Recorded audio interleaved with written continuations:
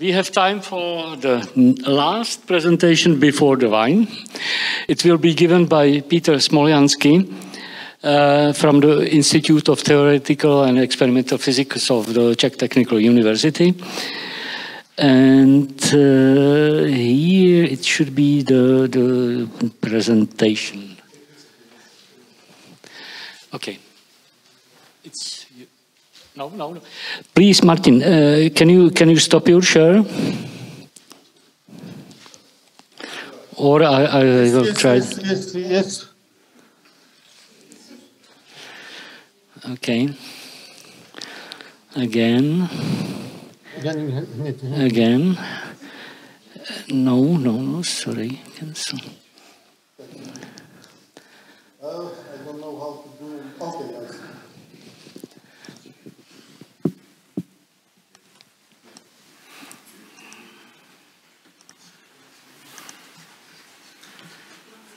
Okay, and we have this presentation. I hope it works. Yeah? This one.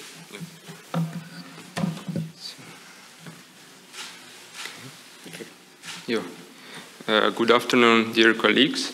It's my pleasure to be here. So I'm Petr Smolyanskiy from the Institute of Experimental and Applied Physics, Czech Technical University.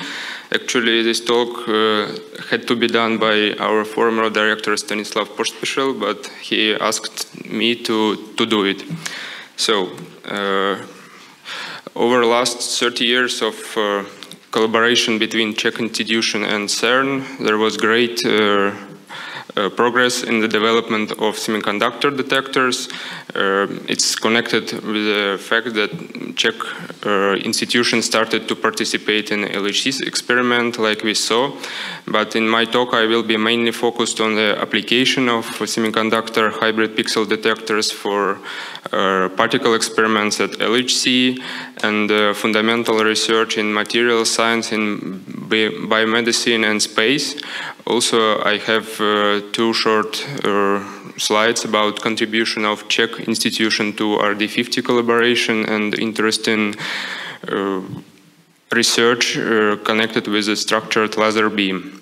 So, one of the main characteristics of semiconductor sensor for high luminosity colliders is their radiation hardness, and the aim of this RD50 collaboration is the development of radiation hard silicon detector. There are 3 institutions from Czech Republic participating in this RD50 collaboration. It's Institute of Physics, Czech Academy of Science, Faculty of Mathematics and Physics, Charles University, and our Institute of Experimental and Applied Physics of Czech Technical University. There are several main activities of Czech institution in this collaboration. It's development and characterization of silicon strip detectors of P-type, of course simulation of these detectors within all-peak squared framework, and also groups started to participate in development of novel semiconductor material like 3D silicon sensor and radiation hard silicon carbide strip detectors, and also LGAT and HV-CMOS detectors. Another interesting technology developed by Technical University of Liberec is a structured laser beam. This technology was developed by support of Knowledge Transfer Department of CERN. In this technology, the laser beam has a very bright central core with also sharp boundaries and almost infinite range of propagation. For example, at the distance of 3 meters from the source, the radius of the beam is about 10 micrometers, and at the distance of 150 meters, it's about 1.5 millimeters. So this technology can be applied for high precision alignment of different detectors and also the parts of accelerators, for example, at LHC. So now I will move to main topic of my presentation. Institute of Experimental and Applied Physics. We are mainly working on development of novel detector system and algorithms for real-time radiation field characterization, the particle recognition, and the trajectory reconstruction. We try to apply this methodology and designed hardware to experiments in high-energy physics, space, and life science applications. We have very close cooperation with the University of West Bohemia in the development of readout electronics. Within this collaboration, a lot of detectors were developed, like single time peaks detectors, quad detectors, two layers detectors, and also a lot of readout interfaces. And now all these developments are widely used at CERN experiments. So our institute was at origin of Medipix collaboration, which develops general purpose readout interfaces, readout chips for hybrid pixel detectors. All these chips have a matrix of 256 by 256 independent channels with a pixel pitch of 55 micrometers. Hybrid technology means that your semiconductor sensor is connected to your readout ASIC by means of flip chip bump bonding, and actually it's very nice because you can select your sensitive material, depends on your application. So all of developed chips went through increasing the speed of operation, also functionality and sensitive area. For example, at the first generation of TimePix device, you can measure only energy or time in each pixel, but in the latest fourth generation of TimePix device, you can measure energy and time in each pixel with a time resolution about 200 picoseconds. Also, the size of the chip is around 3 times larger than standard TimePix detector. So I will quickly say a few words about working principle of the device. Actually, it's a time projection chamber in a solid state. If you have ionizing particle goes through the sensor material, it creates the electron-holes pairs, which drifts towards the electrodes where the signals are created. And then these signals are amplified, shaped, and finally digitized by time over threshold method. And one of the first application of these detectors is a high-resolution X-ray imaging and tomography. Our institute has a lot of collaborators in this field, and it shows how successfully CERN technology together with our methodology can be applied in different fields, not only in higher energy physics. So, as I said, our detectors have a rather small pixel pitch, around 55 micrometers, and together with the principle of single photon counting, it allows us to get very high resolution X-ray images without noise. Also, in each pixel we can detect the deposited energy. It means that we can measure not only X-Y coordinate, but also energy, and it provides us information about incident spectrum. And so spectroscopic or color X-ray imaging is possible. So at our institute we have several X-ray setups. Basically it's very simple. You need to have an X-ray tube with a very small focus spot. We have around 700 nanometers, several translation stages and rotation stages, and also large area detector is preferable. Our imaging group is working on developing the methodology for CT and X-ray imaging data evaluation and visualization. So my first example is a 3D image of microorganism foraminifera sitting here on the needle. It's about 200 micrometers size. No, it's not working. Some problem. Yes, here. During the life, this microorganism creates a shell from calcium with the holes around 2 or 1 micrometer in diameter, but with our effective Voxin size around 600 nanometers, we are able to distinguish them. And here you can see how nicely inner structure of the shell is seen.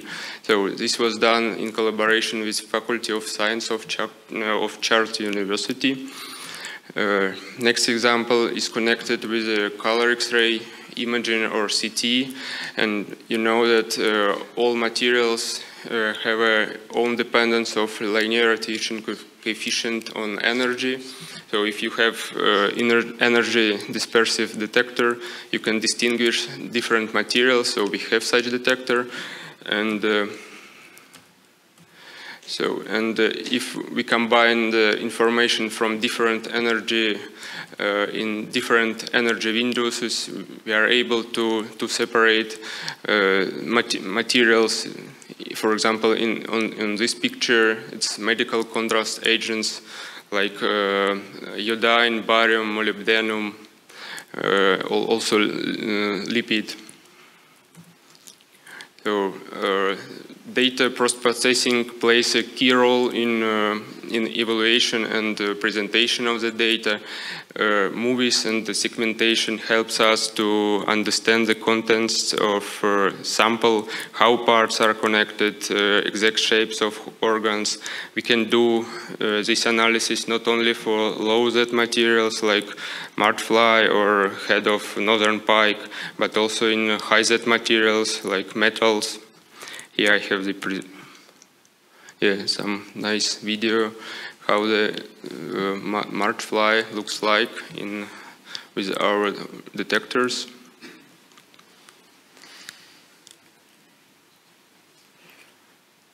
Resolution, as I said, less than one micrometer.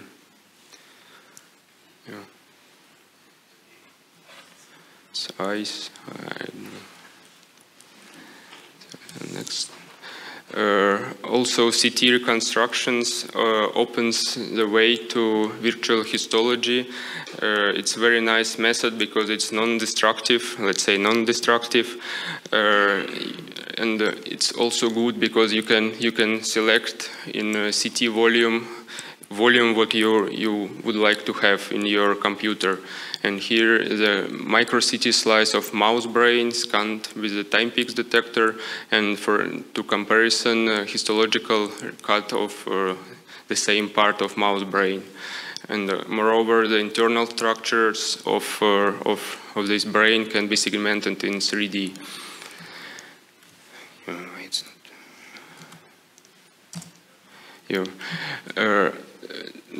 This technology can be applied not only for investigation of biomedical objects, but also for advanced study of metallic and composite materials.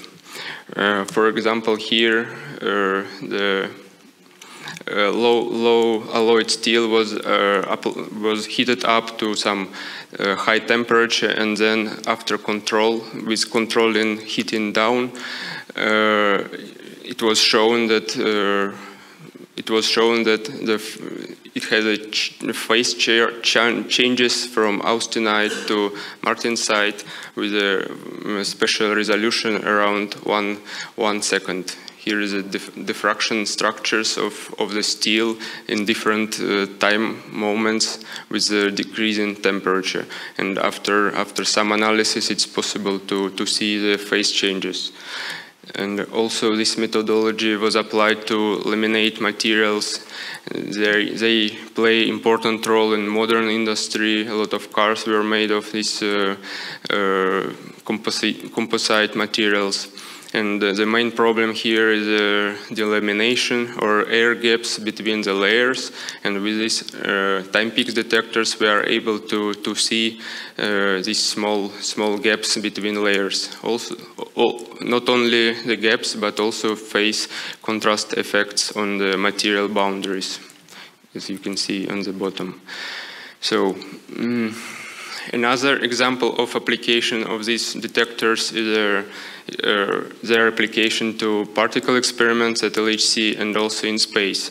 Time pixel detector allow us to measure tracks of individual particles and recognize them by shape, deposited energy, time of arrival, and additional characteristics like delta electrons.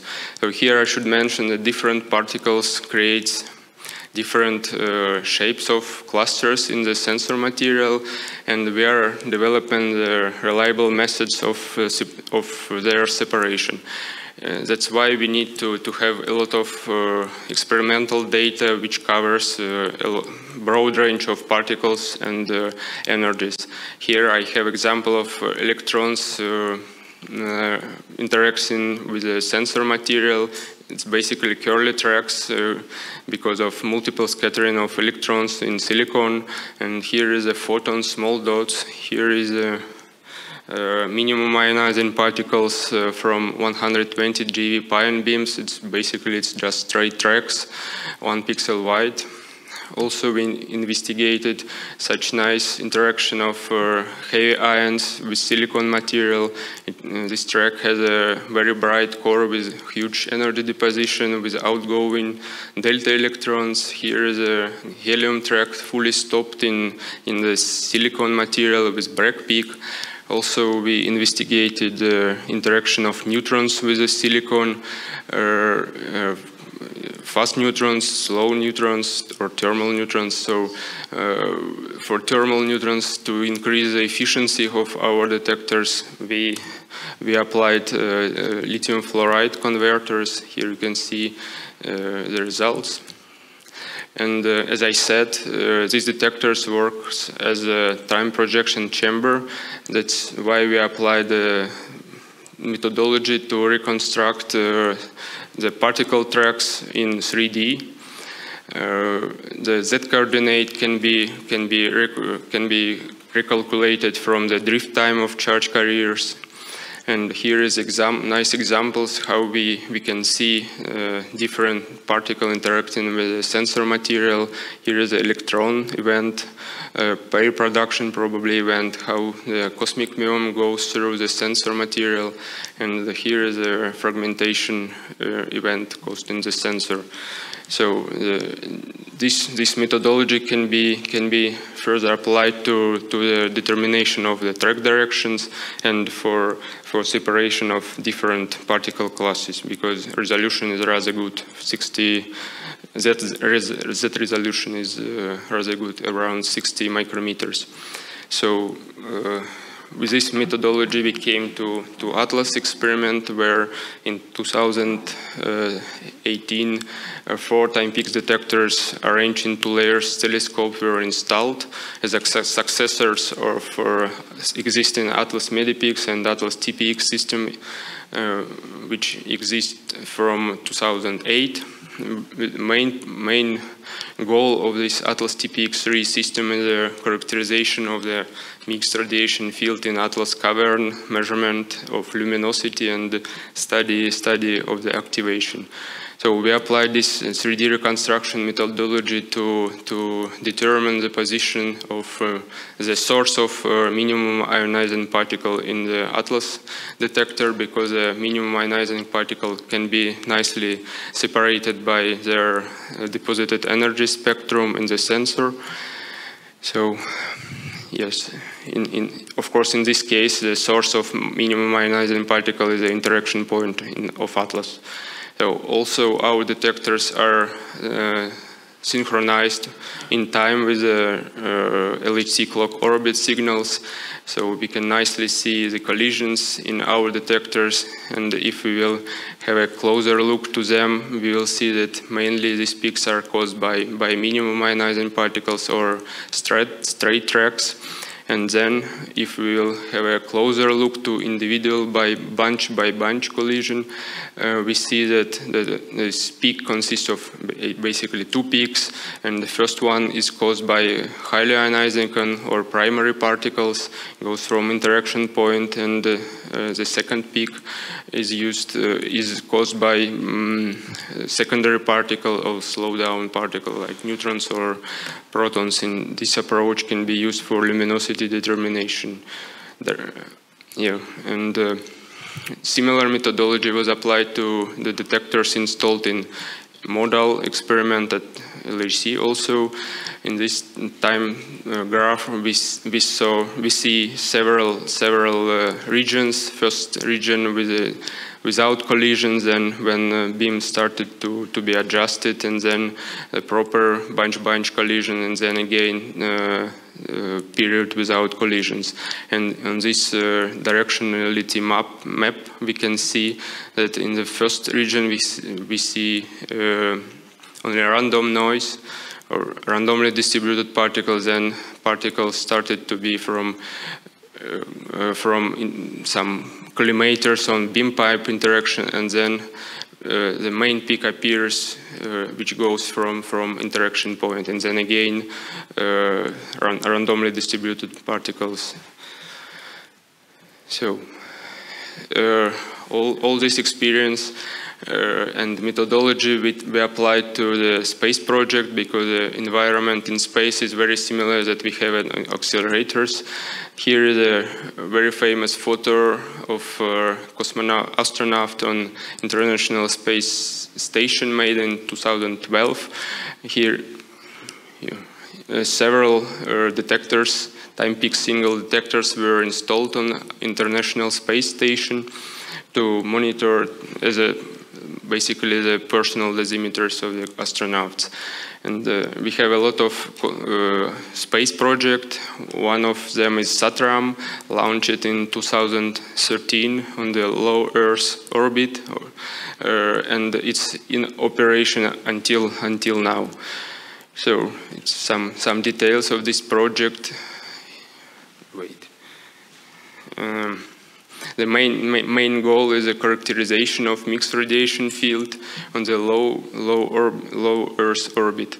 So I will start this video, and here you can see the position of satellite relatively to Earth, and we can see the amount of radiation is changing, but not only amount, but also radiation field changes from protons mainly to electrons now.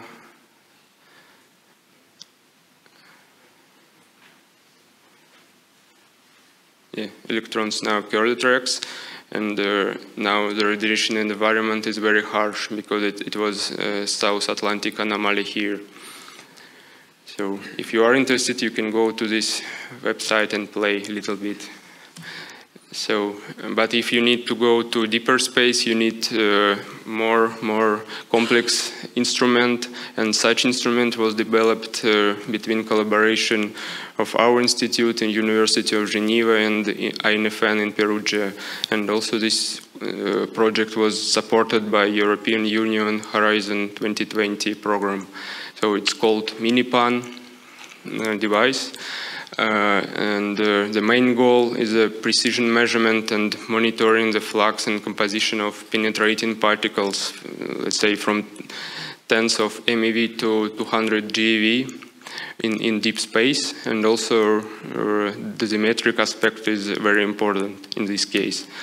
Basically, Minipan or PIXPAN uses the principle of magnetic spectrometer. It has two magnet sectors of 0.4 Tesla, 3 tracker modules for 3 layers of strip detectors, and 2 pixel modules I showed you at the beginning, 2 TOF modules.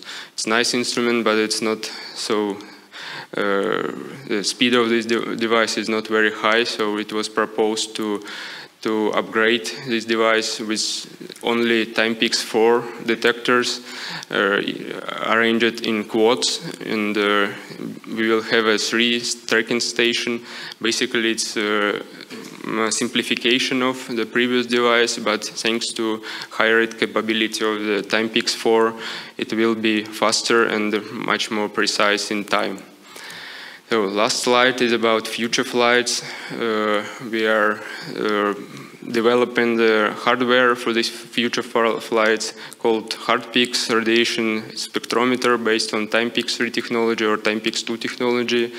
And this spectrometer will go to space in 2023 on MIRAM project, and the 2 modules will be outside of Lunar Gateway in 2024, and also as a scientific payload for rover on the moon for neutron mapping on the moon here. So that's it. Thank you very much for your attention.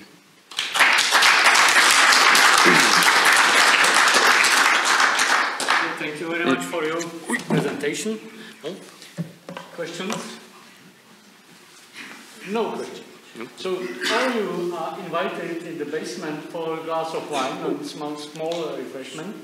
And maybe Rupert will have a short notice. I have just a very short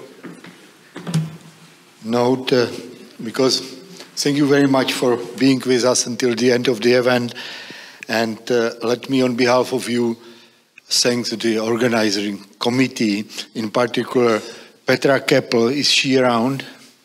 Petra is not here. Olga Boušková. Then for the morning session was Boris Tomášik. He's with us. Vojta Pleskot, Martin Rybář. Yeah. And for the afternoon we have from the Slovak part Stano Tukar, Palo Striženec, Ivan Melo over there, Jiří Dolejší, Jiří Chila, Petr Závada, Ondřej Novák. Thank you very much, and you are welcome, as Jiří has said. Thank you.